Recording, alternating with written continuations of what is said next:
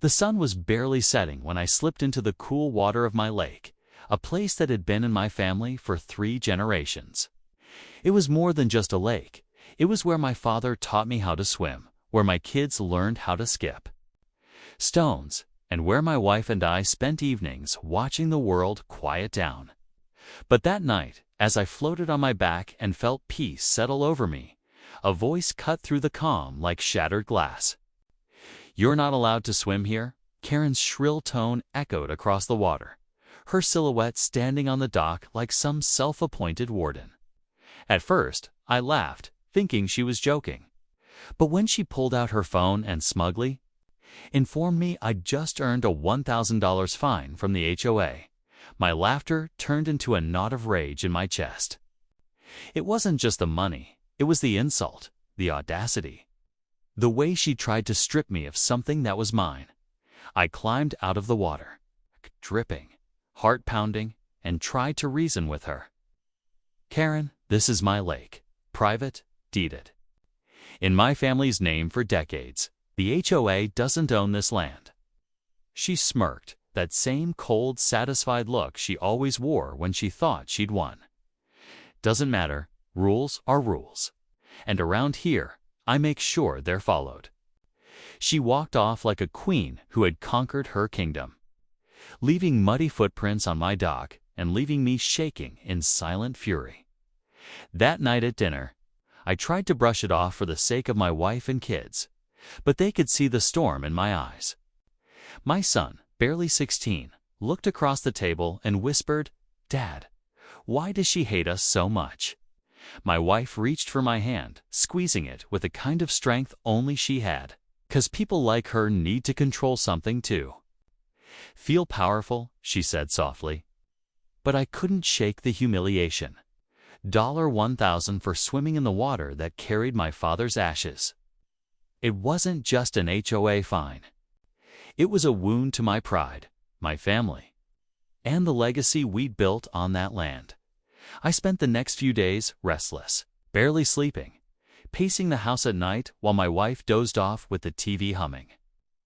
The fine notice came in the mail, printed in bold red letters like I was some criminal. Karen's signature was at the bottom. I stared at it for a long time, my hand trembling, and finally muttered to myself, "You picked the wrong man, Karen." Because this wasn't just about $1,000.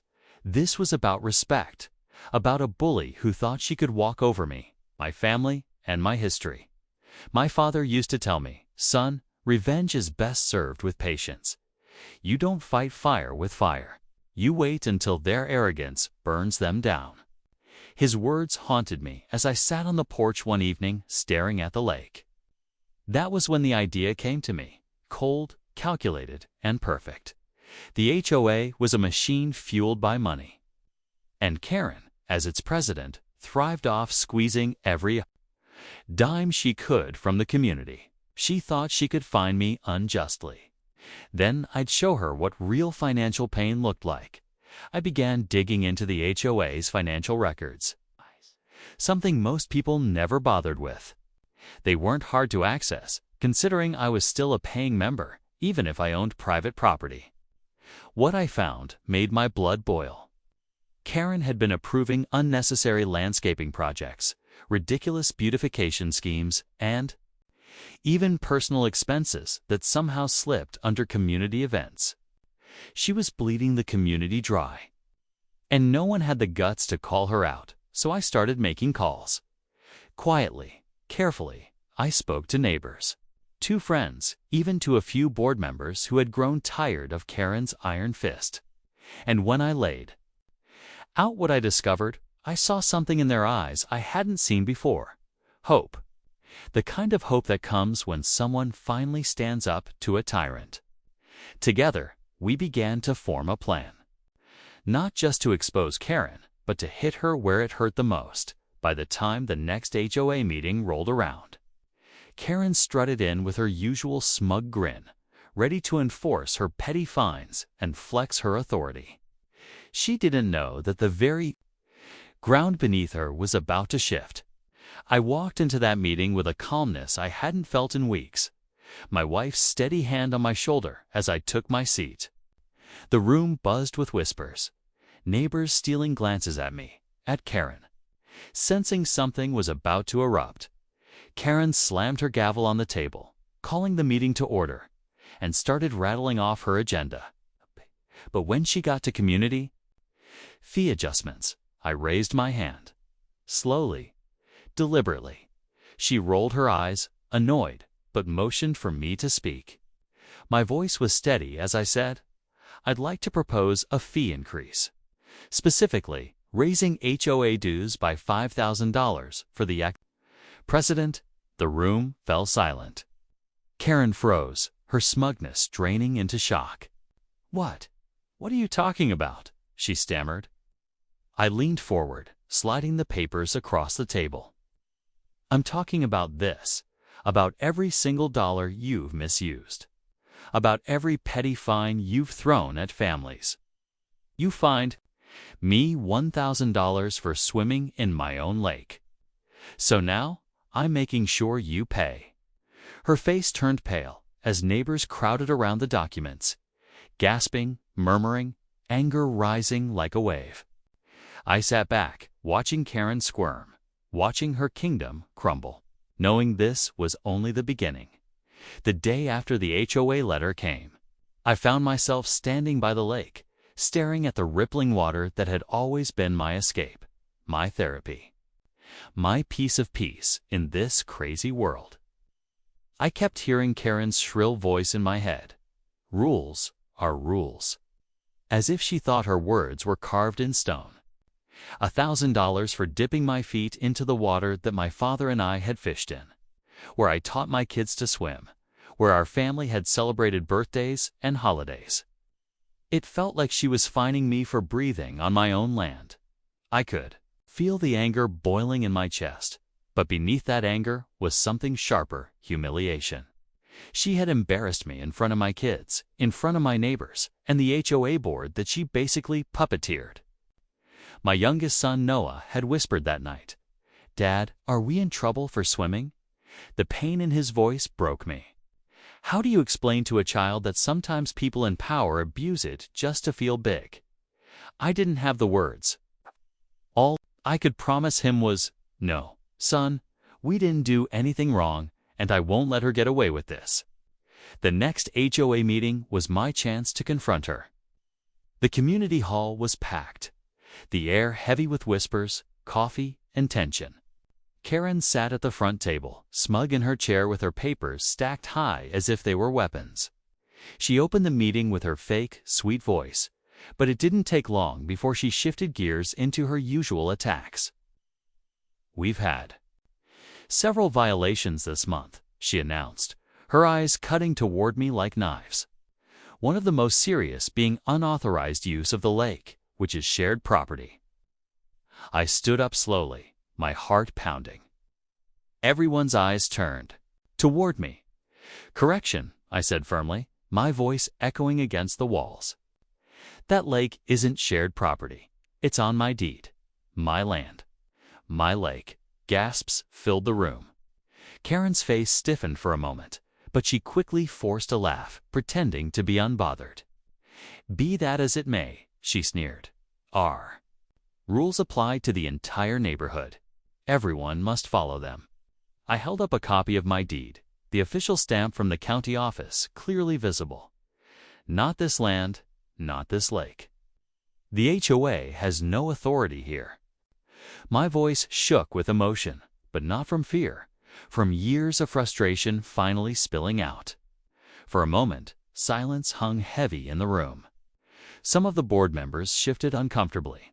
A few neighbors even nodded in quiet agreement. But Karen, being Karen, couldn't let it go. "If you choose to defy the HOA, then perhaps you're not suited for this community," she said coldly. I could feel my fists clench. She wasn't just threatening me.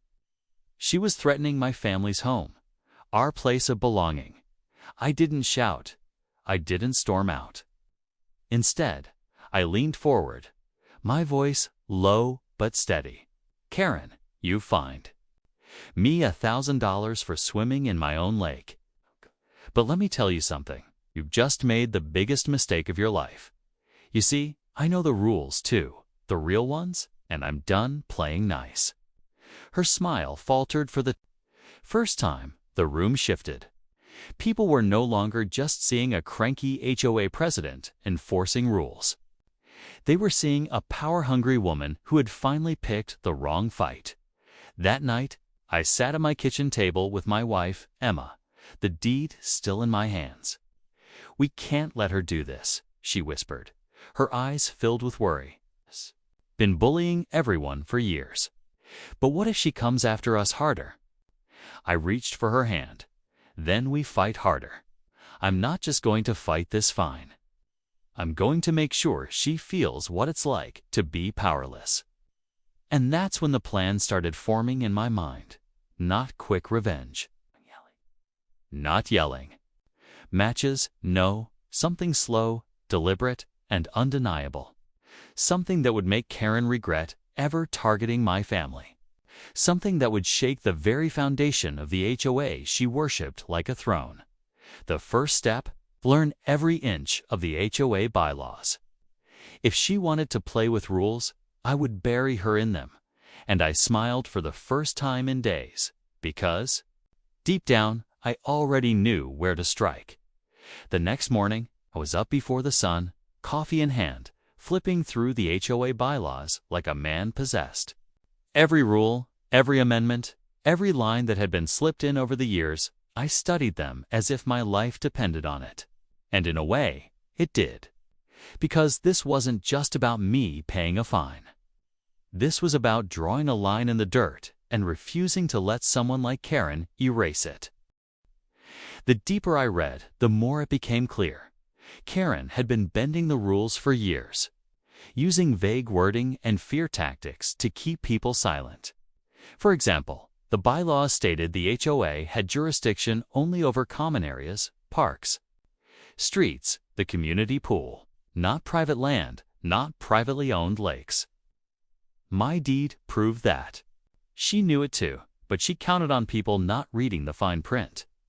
Too afraid or too tired to fight back, I started making notes, page after page, highlighting inconsistencies, loopholes, and illegal overreaches. Emma watched me from across the table, her worry slowly transforming into something else: pride. "You're building a case," she said softly. I nodded, determination tightening my jaw. I'm going to expose her. Not just to the board, but to everyone she's been bullying for years. By midweek, I had copies of county maps, property surveys, and letters from past neighbors who had quietly sold their homes after years of harassment from Karen. One old man, Mr. Jenkins, who lived 3 doors down, told me she had fined him $500 for planting the wrong shade of roses in his yard. Another neighbor, Linda, had been forced to remove a swing set because Karen decided it was unsightly. Every story was another nail in the coffin I was building for her. The next HOA meeting was the perfect stage. This time, I didn't just bring my deed. I brought a folder thick with evidence. As I walked in, I could feel the tension humming in the air. Neighbors whispered, eyes darting between me and Karen, sensing that tonight wasn't going to be business as usual. Karen, smug as ever, opened the meeting. "We'll begin with outstanding fines and compliance issues," she said, already eyeing me like a hawk. But before she could continue, I stood. "Actually, before we talk about fines, I think the community deserves to hear the truth about how this board operates." Gasps echoed through the room. Karen tried to cut me off. "You're out of order," she snapped. But I raised my voice louder this time. "No, Karen, you've been out of order for years." I slammed the folder down on the table. Maps, letters, copies of bylaws spilled out. "This is proof. Proof that you've been abusing your power, fining people illegally, targeting families, and scaring people into silence. And it ends tonight." For the first time, I saw panic flicker across her face. She scrambled to regain control. is nonsense, lies. He's just angry because he broke the rules. But that's when Linda stood up. "It's telling the truth," she said, her voice trembling but strong. "Karen made me take down my kid's swing set. Said it violated community standards. My children cried for days." Then another voice. "She'll find me for painting my shutters cream instead of white." Then another. "She threatened to sue me for having too many cars in my driveway." One by one, neighbors stood, voices rising, years of bottled-up frustration pouring into the room. It was like a dam breaking. The hall buzzed with anger, with courage that had been smothered for too long. Karen banged the gavel furiously, her voice shrill. "Order, order. I am the president of this HOA, and you will respect this board." I stepped closer, my voice calm but cutting through the chaos. "Not for long, Karen. You've built your little kingdom on fear and lies, but kingdoms fall. And tonight, yours begins to crumble." The room erupted, some shouting for her resignation, others demanding investigations, some even chanting. Karen's face was pale now, her grip on the gavel shaking. For the first time, she wasn't in control. When the meeting ended, she stormed out, her heels clicking like gunshots against the tile floor. But I stayed, surrounded by neighbors who suddenly looked at me differently. Not just as a man fighting his own battle, but as someone who had stood up for them too. That night, as I walked back to my house under the glow of the porch light, Emma met me at the door. She didn't need to say anything, the look in her eyes said it all. Pride, relief, hope.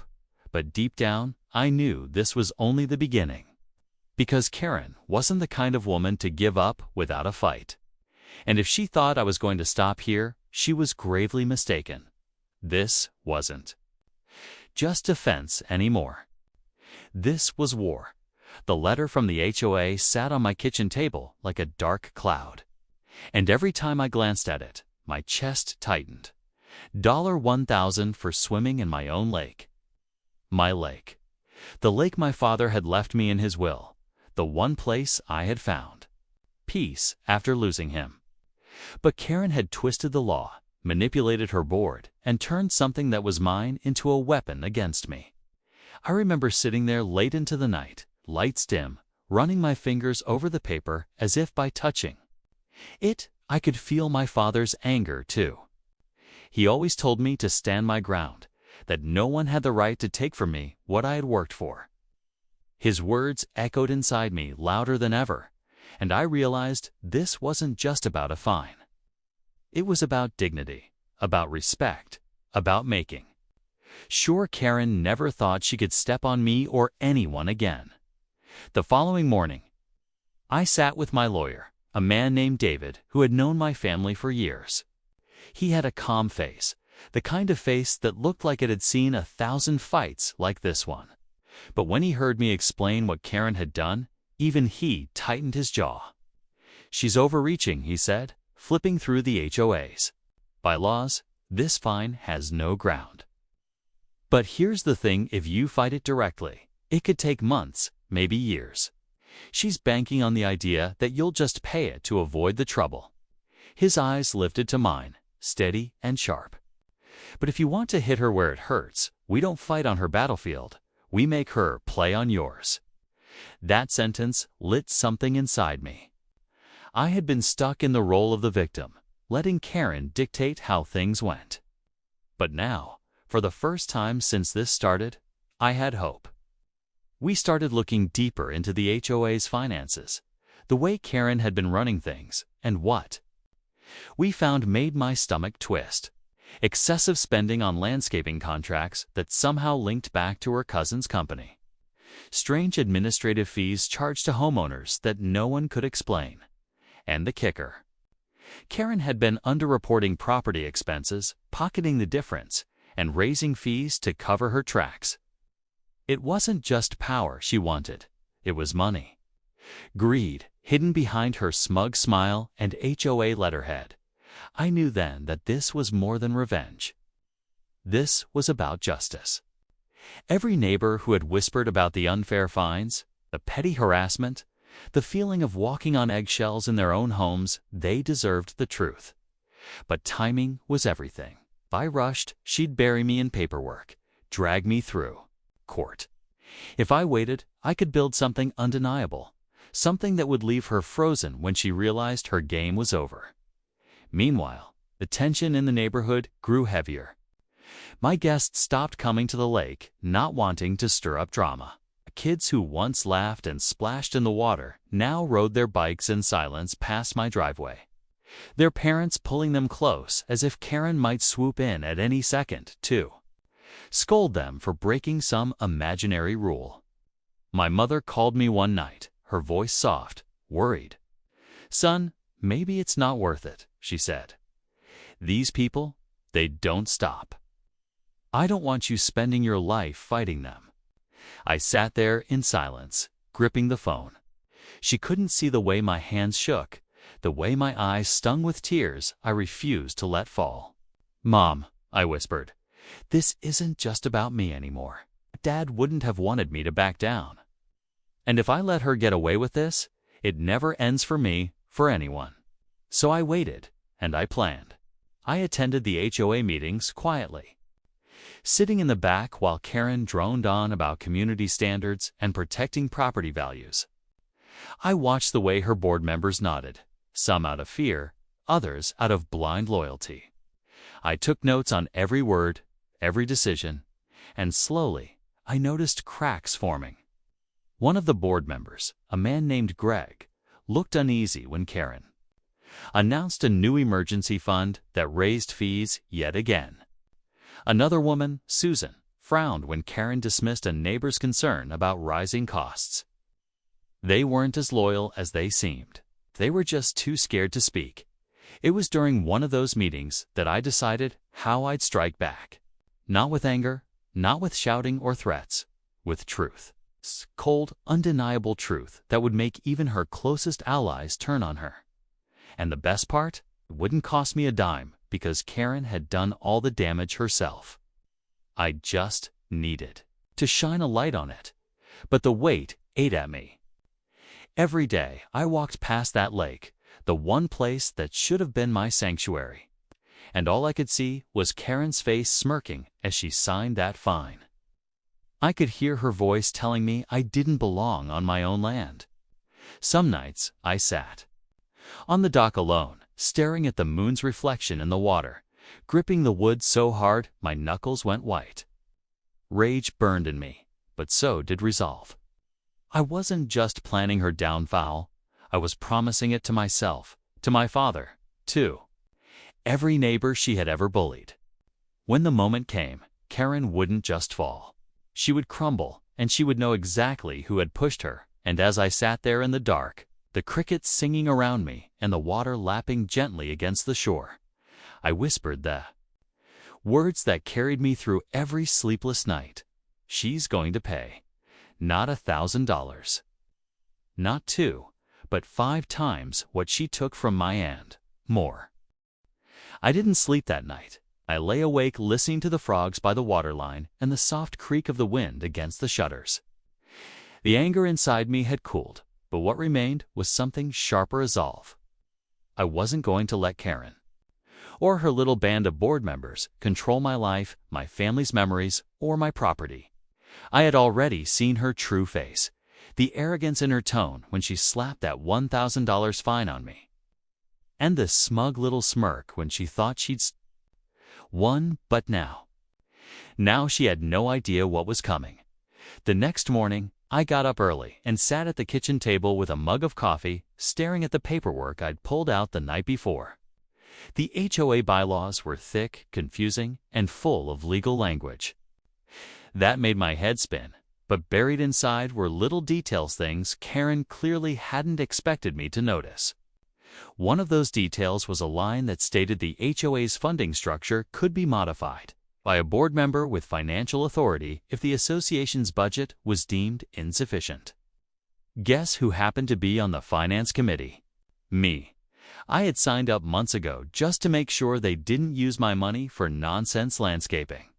But that tiny detail suddenly gave me a weapon sharp enough to cut right through Karen's ego. As I traced the words with my finger, I could almost feel my late father's hand on my shoulder. He had always told me, "Never let anyone steal your dignity, son. Property isn't just dirt, it's memory. It's blood. It's the ground your family walks on." I realized Karen wasn't just trying to steal money from me.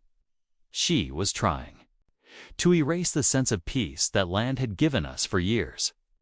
That was unacceptable. I spent the day preparing my move. I drafted a notice that looked cold, professional, and undeniable. It wasn't personal lit, was about budget reallocation. In plain terms, it meant I had the authority to increase HOA fees across the board, and I was exercising that right. Every single homeowner, including Karen, would now pay an additional $5,000 annually. My heart pounded as I typed the last line. This wasn't just revenge. This was justice wrapped in paperwork. When evening came, I walked down to the lake where my wife, Sarah, was skipping stones across the water with our daughter. They both looked peaceful in the golden sunset glow. For a moment, guilt pierced through me. Would this war with Karen bring more trouble for us? Would it ruin the peace we were fighting for? Sarah looked up at me as if reading my thoughts. "You're doing the right thing," she said softly. "You're not starting a fight, you're ending one," she began. That was all I needed to hear. The guilt dissolved into steel. The HOA meeting was scheduled for the following Thursday. Karen strutted in like she owned the room, high heels clicking against the wooden floor, her oversized purse swinging as if to announce her presence. The board members gathered around the long table, their voices low with curiosity. Everyone knew there had been tension between me and her. But nobody knew what was about to unfold. Karen leaned back in her chair, smirking. "So, are we here to discuss your refusal to pay the fine?" she asked, her tone sharp enough to cut glass. I didn't flinch. I placed a stack of documents on the table and calmly pushed them toward the center. "No," I said. "We're here to discuss the new fee structure, effective immediately."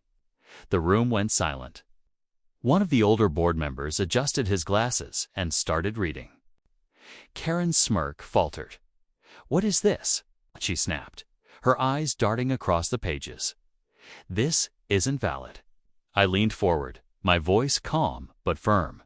According to Section 14, Subsection C of the HOA bylaws, a finance committee member has the authority to adjust dues if the budget requires it. You signed off on those bylaws yourself. I've identified a budget gaps of fees are going up. $5,000 per homeowner. Effective this quarter. A collective gasp rose from the group. One woman covered her mouth, while another whispered, "Oh, my God." Karen's face turned crimson, her mouth opening and closing like a fish gasping for air.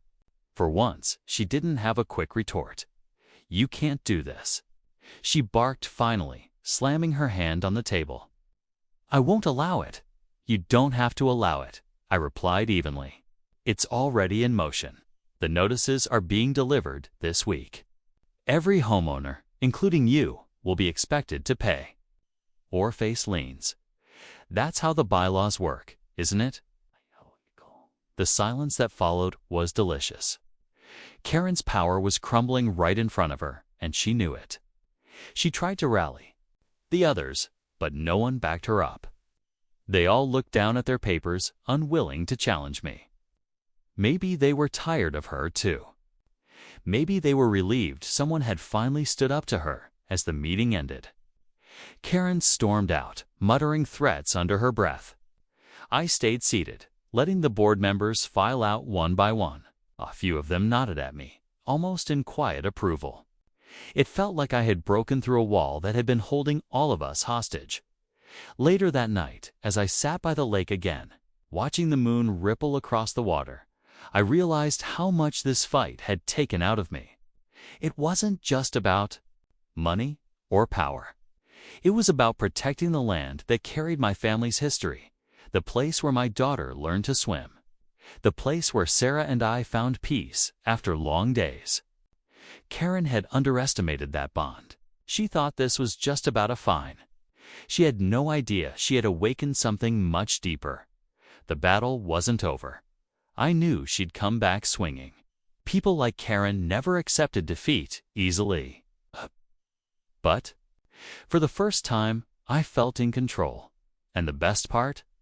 The land was still mine. Untouched, free. Every splash in the lake, every laugh from my daughter, every quiet moment by the shore, it all reminded me why I couldn't back down. This wasn't just revenge. It was a promise to myself and to the generations before me that no one would take this land away. The silence of the night on my ranch was usually peaceful. The sound of crickets blending with the gentle rippling of the lake. But that night felt different. There was a heaviness in the air, a storm waiting to break loose. After the court hearing where Karen tried to embarrass me in front of the judge and community members, I sat on my porch, staring at the lake, my mind racing. That lake wasn't just water, it was memories, history, love, and pain all tied into one. My father's laughter when he taught me to swim, my children's joy as they splashed carefree summers away, and even my mother's calm voice telling me that land, once truly yours, is worth more than gold.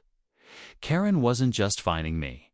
She was trying to erase everything my family had worked for. The legal side was dragging on. And though the judge had leaned in my favor, the HOA wasn't backing down. Instead, Karen doubled her efforts. Notices arrived every week, petty fines for grass length, accusations about noise violations, even one ridiculous claim that my dog barked too aggressively. My wife cried one evening, holding the latest fine in her hands. "This is harassment, John. We can't keep living like this." Seeing her tears broke something in me. It wasn't about money anymore. It was about respect, about dignity, about not letting a bully crush the spirit of my family. One evening, my teenage son came to me quietly. "Dad, I think Karen's been spying on us." At first, I brushed it off as paranoia. But then I noticed it myself, her car parked near our fence at odd hours, her shadow lingering around the lake when she thought no one saw. She wasn't just obsessed with control, she was obsessed with us. The fury in me was boiling hotter each day, but I forced myself to keep calm. Rage could destroy me, but patience could destroy her. I began to look deeper into the HOA's finances. Public records were a treasure chest if you knew where to dig. Late nights turned into early mornings as I pored over documents, budgets, and old meeting notes. And then, like striking oil in dry land, I found it. Karen had been misusing HOA funds, thousands of dollars unaccounted for listed under vague maintenance projects that never happened. My hands trembled as I printed each page, each piece of proof. I knew exactly what I had to do, but still, the emotional toll wasn't easy. My daughter stopped inviting her friends over because Karen once confronted them at the lake, yelling at a group of teenagers as though they were criminals. "She makes me feel like we don't belong here, Dad," she whispered one night, her voice breaking. And that was it, the final straw. I wasn't just fighting for me anymore. I was fighting for my family's right to feel safe in their own home. The next HOA meeting was scheduled in 2 weeks. I marked the date on my calendar and circled it in red. That night, I couldn't sleep. I kept playing different scenarios. In my head, Karen laughing as she announced new fines. Neighbors staring at me with judgment. My family shrinking in embarrassment. But then another vision crept in. Karen's face when I exposed her lies in front of everyone. That vision gave me the strength I needed. The day of the meeting arrived. Mama. And I walked into the room with a folder clutched tightly in my hand. "Karen?" sat at the head of the table, her smug smile in place, already preparing her list of demands. "John, before we begin, we need to address your unpaid fines," she started, her voice dripping with condescension. I didn't flinch. I waited until the room was full, until every neighbor had their eyes on her and me. Then, slowly, I stood. "I have something to share," I said, my voice steady but loud enough to silence the chatter. Karen tried to cut me off, but I held up the papers.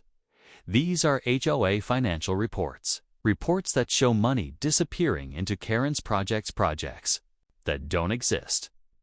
Gasps echoed through the room as I laid the evidence on the table, page after page. I saw her face pale, her smirk fading into something closer to fear.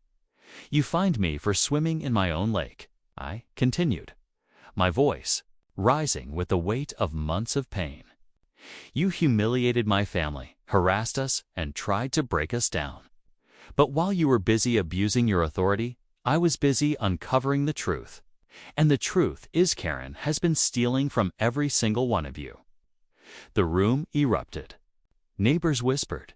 Some stood in shock. Others glared at her with betrayal. Karen stammered, trying to defend herself, but the evidence was undeniable. It wasn't just me anymore, it was everyone turning against her. For the first time in months, I felt a weight lift from my chest. I wasn't done yet, but this was the beginning of the end. Karen thought she could crush me with a $1,000 fine. But now she was facing the wrath of an entire community, and she had no idea how much worse it was going to get.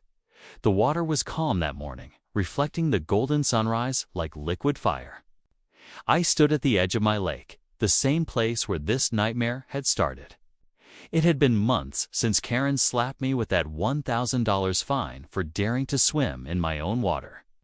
Months of conflict, tension, and fights I never asked for. But now, everything felt different.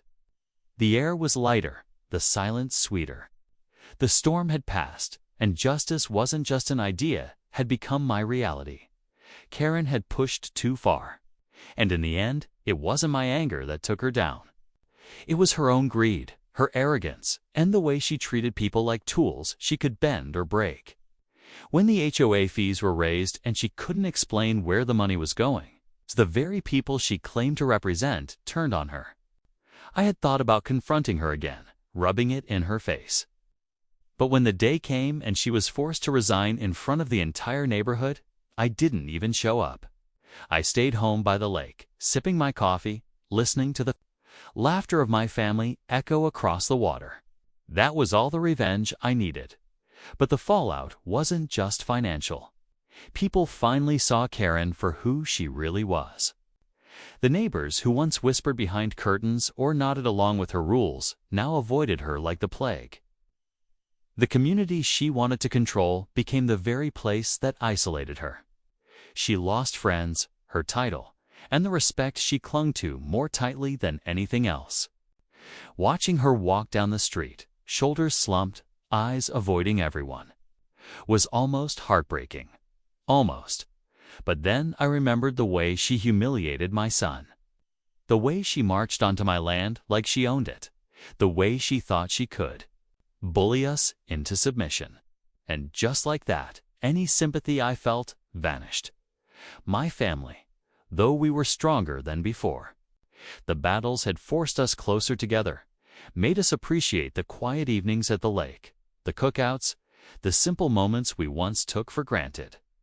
Even when things were messy, when Karen's shadow loomed over every decision, we never let her win the one thing that mattered most: our peace. We laughed louder, hugged tighter, and promised each other that no HOA, no person, would ever make us feel powerless again. One evening, weeks after Karen had been ousted, I was out fishing with my son.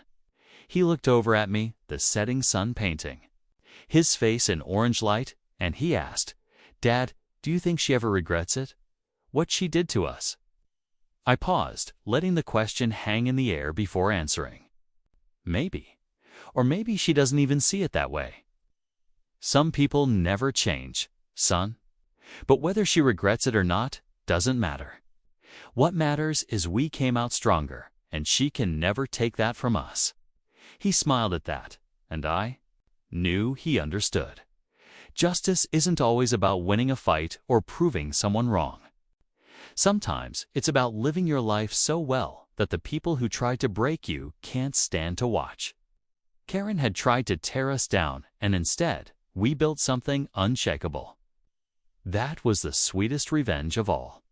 The lake shimmered under the moonlight that night, calm, free, untouched. It was mine, and it always had been. No fine, no paper, no loudmouthed neighbor could ever change that truth. As the crickets sang and the water rippled softly against the shore, I realized something I wish I had known from the very beginning. Karen was never really my enemy. She was her own, and in the end, she lost. So here's my story. A fight that started with a $1,000 fine, ended with Karen paying the price of losing everything she thought mattered. And me? I gained back my peace, my family's laughter, and a deeper love for this land I call home. If that isn't justice, I don't know what is. If you made it this far, thank you for listening to my story. If you've ever faced someone like Karen, someone who tried to control you, humiliate you, or take away what was rightfully yours, know this: patience, persistence, and truth are stronger than any fine or rulebook. And one day, justice finds its way, even if it takes time. Don't forget to like, subscribe, and share this story with someone who needs a reminder that no matter how dark things feel, the light always wins in the end.